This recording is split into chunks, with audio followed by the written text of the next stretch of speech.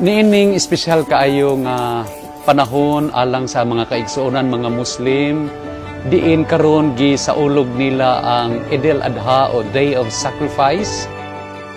Magpasalamat ko sa tanan na nihatag og tabang sa kurban or beef sharing sa niaging Eid al-Adha, which was held in Sultan Naga Dimaporo, not only with our partners with the ICAD, the Turkish Foundation, but I would like to thank the host municipality led by the Mayor Mutalib Dimaporo and Vice Mayor Ulwan Dimaporo, pati yung barangay captain sa Barangay Bauyan, si Kapitan Jamal Dimaporo. Daghan kayong salamat.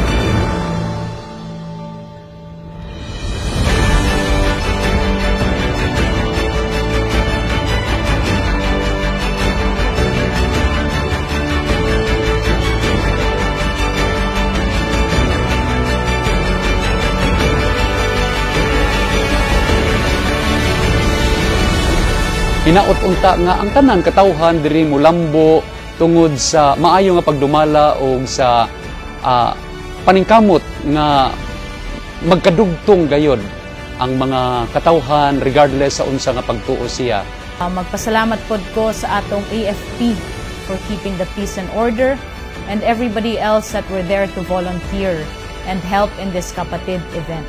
In behalf of me and Congressman Kali Dimaporo, magpasalamat mi sa inyong tanan. This would not have been successful in the past 3 years if it weren't for the partnership of everybody involved in this program.